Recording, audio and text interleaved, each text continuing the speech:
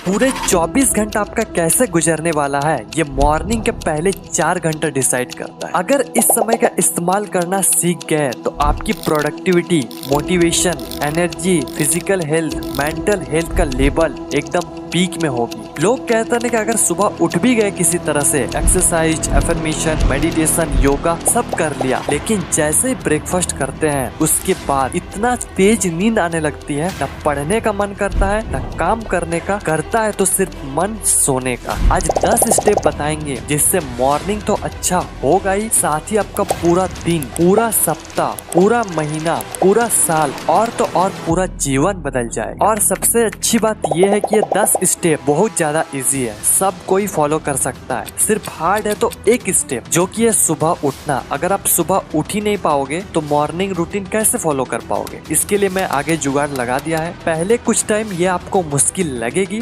लेकिन उसके बाद आपको ये आदत सा हो जाएगा। और लास्ट के स्टेप यानी कि स्टेप 9 और स्टेप 10 को फॉलो कर लिया तो जो कंसिस्टेंसी हम फॉलो नहीं कर पाते, कभी सुबह उठ जाते हैं, कभी नहीं उठते, कभी मन करता है, कभी नहीं मन करता है, ये पूरी तरह से खत्म हो जाएगी। आओ समझते हैं आसान भाषा में the perfect morning routine.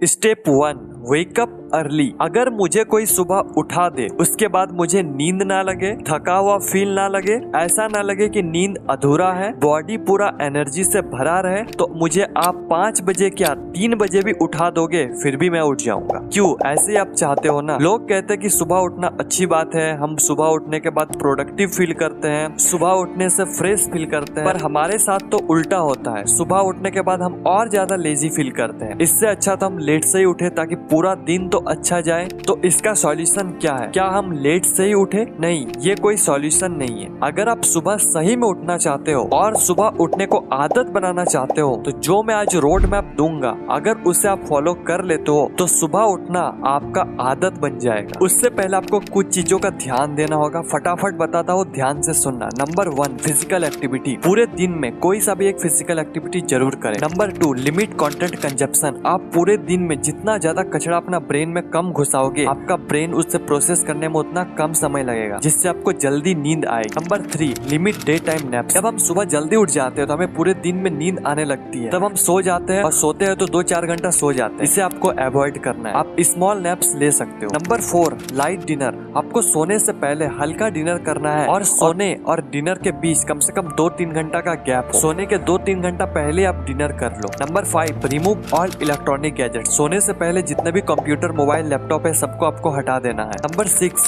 Keep your room dark. सोने से पहले अपने रूम को जितना हो सके उतना डार्क करो। सारे लाइट्स को ऑफ कर दो, जिससे आपका मेलाटोनिन का लेवल बढ़ेगा और आपको नींद अच्छी आएगी। Number 7, follow your hobbies. सोने से पहले अपने हॉबीज को फॉलो करो जिसमें कोई भी मोबाइल, लैपटॉप ना हो। जैसे आप राइटिंग, जर्नलिंग अपने या फिर कोई भी स्किल को फॉलो कर सकते हो। Number 8, meditation. सोने से पहले मेडिटेशन करके सो, जिससे आपको नींद बहुत गहरी आने वाली है। Number 8, make your to do list. सोने से पहले नेक्स्ट मॉर्निंग के लिए टू डू लिस्ट बना के सोए। Number 9, take shower. सोने से पहले जब आप शावर लेते हो तो आपका नींद का क्वालिटी और ज्यादा बढ़िया हो जाता है, इसलिए सोने से पहले शावर ले सकते हो तो जरूर ले। Number 10, manage worries. सोने से पहले जितने भी झगड़ा है सब कुछ सुलटा के सोए, क्योंकि कुछ भी चीज ऐसा रहेगा जिससे आपको नींद खराब हो सकती है। ये सारे चीज करने के बाद आपको जो मैं रोड मैप दे रहा हूँ उसे आप फॉलो करना स्टार्ट करो। ये रूटीन आपको 30 डेज तक फॉलो करना होगा और इस 30 डेज को मैंने 4 फेजों में डिवाइड किया हूँ। Phase 1, day 1 to day 3, phase 2, day 4 to day 10, phase 3, day 11 to day 20, phase 4, day 21 to day 30। बात करते हैं पहले फेज की। इस फेज में आपको 3 दिन का समय मिलेगा। अब इसमें करना क्या है ये ध्यान से सुनो। डे 1, डे 2 और डे 3, इन तीनों दिनों में आपको सिर्फ और सिर्फ अपना बेड टाइम और वेकअप टाइम को फिक्स करना है। आप लेट से उठो या फिर जल्दी उठो, इससे कोई मतलब नहीं है। बस आप अपना स्लीप रूटीन को फिक्स करो। फॉर एन एग्जाम्पल, अगर आप रात के 12 बजे से लेकर 3-4 बजे तक जगते हो, नो प्रॉब्लम, बट इसके मिड में आपको एक टाइम को फिक्स करना है जिसमें आप अगले 3 दिन तक उसी टाइम पर सो जाओ। लेट्स से अगर आप 1 बजे टाइम फिक्स करते हो तो अगले 3 दिन आपको 1 बजे ही सो जाना है। अभी इस वीडियो को स्टॉप करके आप जो टाइम को फिक्स किए हो उस टाइम में आप अलार्म लगाओ। सेम ऐसे आपको मॉर्निंग में भी करना है। बस ध्यान ये रखना है कि आपको ज्यादा टाइम में गैप नहीं छोड़ना है, आपको टाइम में ज्यादा जंप नहीं करना है। अब बात करते हैं फेज नंबर 2 की। इसमें आपको डे 4 से लेकर डे 10 तक आपको सिर्फ 3 मिनट पहले सोना है। अगर आप 1 बजे सोने का प्लान किए हो तो आप डे 10 में 12:39 में सो जाओगे। फेज नंबर 3, इसमें आपको डे 11 से लेकर डे 20 तक 6 मिनट पहले सोना है। अगर आप इस फेज को भी सक्सेसफुली कंप्लीट कर लेते हो तो आप डे 22 में 11:39 में सो जाओ। Now hardest phase is phase number 4। जब आप 3 फेज को कंप्लीट कर लोगे तो मुझे पता है कि ये वाला फेज भी आप आसानी से कंप्लीट कर लोगे। नाउ इसमें आपको करना क्या है कि डे 21 से लेकर डे 30 तक सिर्फ 9 मिनट पहले सोना है। अगर आप ये भी कर लेते हो तो कॉन्ग्रेचुलेशन, आप डे 30 में 10:09 में सो जाओगे। मैं कोई हवा में बात नहीं कर रहा हूँ, ना ही आपको मोटिवेट कर रहा हूँ सुबह उठने के लिए। अगर आप ये कर लेते हो तो आप जल्दी सो भी जाओगे और जल्दी उठ भी जाओगे। ये प्रैक्टिकल टिप्स है, आज से कुछ मंथ पहले मैंने खुद ट्राई किया हूँ। आज सुबह उठने में मुझे कोई प्रॉब्लम नहीं होती। Step 2, start your day. सबसे पहले जब आप सुबह उठ जाओ, कल से आप सुबह 4 बजे नहीं उठ जाओगे, लेकिन एक टाइम बाद जरूर उठोगे। अभी आप जब भी सुबह उठो ये सारे चीज जरूर करना जो मैं आगे बताने वाला हूँ। इससे आप लेट उठो या फिर जल्दी, आपका पूरा दिन अच्छा जाएगा। फॉर एन एग्जाम्पल, अगर आप 4 बजे उठते हो तो सबसे पहले सुबह उठने के बाद अपने बेड में ही ईश्वर प्रार्थना करना है। उसके बाद 10 लंबी और गहरी सांस लेना है। इस समय आपको पूरे दिन के बारे में नहीं सोचना है, सिर्फ अपने सांसों में ध्यान लगाना है और नेगेटिव थिंकिंग नहीं करना है कि कल 11 बजे सोए थे लेकिन नींद 12 बजे आई और 4 बजे नींद खुल गया, सिर्फ 4 घंटे का नींद लिया हूँ। ये सब आपको नहीं सोचना है, बस सुबह उठने का आनंद लेना है और ये सारा चीज आपको बेड में ही करना है। अभी तो हम सिर्फ दिन का स्टार्ट किया है, इसके बाद 3 सबसे इम्पोर्टेंट चीज करना है जिससे आप हेल्थी फील करोगे, आपको मोटिवेशन मिलेगी और आप फ्रेश फील करोगे। Number 1, make your bed. इसके बारे में मैं बहुत सारे वीडियो में बात किया हूँ। ये सुनने में बहुत इजी लगता है और हाँ ये इजी है भी, लेकिन ये करने से हमें ये पता लगता है कि हम अपने लाइफ में कितना ज्यादा कंसिस्टेंट है। इसलिए आपको रोज बेड या फिर बिस्तर को जरूर बनाना है। Number 2, glass of water. जैसे आप अपना बेड बना लो उसके बाद आपको 1 गिलास पानी पीना है। इसके इतने बेनिफिट है कि गिनते गिनते आप थक जाओगे। फायदे दिखाना और फायदे करवाना दोनों अलग चीज है। आप ट्राई करो फिर आप खुद बताना कि इसका कितने फायदे हैं। ओके, तो आपको 1 गिलास पानी खाली पेट में जरूर पीना है जिससे आपके बॉडी के सारे टॉक्सिन्स निकल जाएंगे और साथ ही आपको भूख नहीं लगेगी, जिससे कि आप आगे के सारे चीज कर पाओ। Number 3, fresh. जैसे आप वो 2 चीज कर लेते हो उसके बाद आपको फ्रेश हो जाना है जिससे आप फ्रेश फील कर पाओ और साथ ही आपको नींद ना लगे। और मुझे नहीं लगता कि आपको नींद लगेगी अगर जैसे रोड मैप दिया उसे फॉलो किया तो। Step number 2, meditation. सेम इसमें भी आपको इसके फायदे के बारे में बताने का कोई जरूरत नहीं है। इसमें आपको ये बताना है कि मेडिटेशन करना कैसे है। ये शुरू करे तो वीडियो इसी में निकल जाएगा, इसलिए कुछ सिंपल टेक्निक्स बताता हूँ जिसे आप फॉलो कर पाओ। अभी सबसे पहले ये समझो कि मेडिटेशन यानी कि ध्यान, आपको किसी एक चीज में ध्यान करना है। अभी आप 0 थॉट स्टेट में नहीं पहुँच जाओगे, ना ही आपका माइंड पूरी तरह से ब्लैंक हो जाएगा।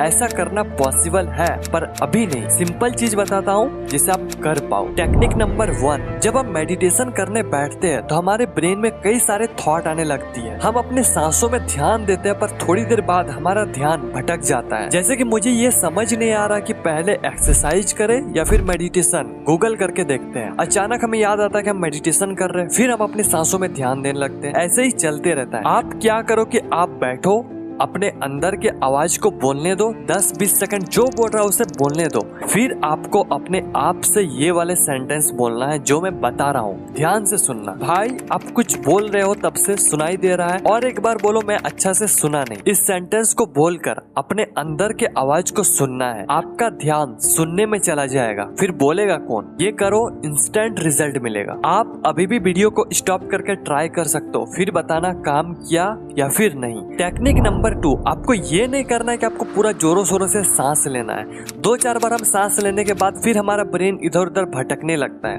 फिर हम वैसे ही करने लगते हैं। इसके जगह आप नॉर्मल सांस लो और उस पर ध्यान दो। सांस लेने में मत ध्यान दो, सांसों पर ध्यान दो। टेक्निक नंबर 3, जब आप मेडिटेशन करने बैठो तो कोई ऐसा जगह चुनो जहाँ पर शांति हो। आप अपने नेचर के साथ बैठ सकते हो। जब आप मेडिटेशन करने बैठ जाओ तो आपको आवाज सुनने का कोशिश करना है, जैसे चिड़ियों का चहकना और भी नेचर के जितने आवाजें ये सारी चीजों को सुनने में ध्यान दो, क्योंकि तब आपका ध्यान साउंड्स में रहेगी और तब आप मेडिटेट कर पाओ। तब आपका ध्यान साउंड्स में रहेगी और ये भी एक मेडिटेशन का टेक्निक है। मेडिटेशन के साथ ही आप एफर्मेशन, विजुअलाइजेशन या फिर मैनिफेस्टेशन भी कर सकते हो। Step number 4, exercise. इसके लिए आप जिम ज्वाइन कर सकते हो या फिर घर में ही कर सकते हो बिना कोई इक्विपमेंट के भी। अगर आप डेली 30 मिनट एक्सरसाइज कर लेते हो तो आपका टेस्टोस्टेरोन का लेवल कई गुना ज्यादा बढ़ जाती है, जिससे आप थका हुआ फील नहीं करते हो।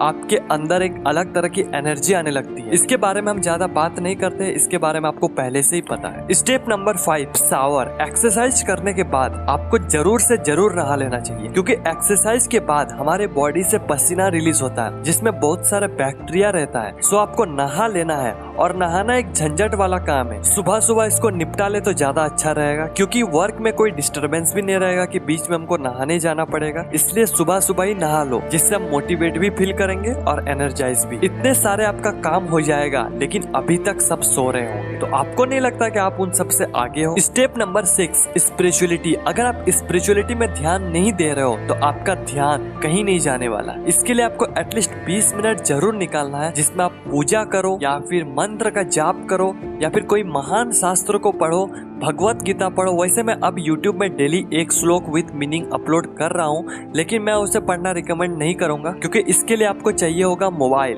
और मॉर्निंग में मोबाइल चलाना यानी कि जहर पीना। इससे अच्छा आप बुक से पढ़ो, बहुत कम प्राइस होती है और आपको बहुत ज्यादा ज्ञान मिलता है। कुछ पॉकेट मनी सेव करके आप बाय कर लो। Step number 7, breakfast. बस इतने सारे चीज करने के बाद आप ब्रेकफास्ट करने बैठो।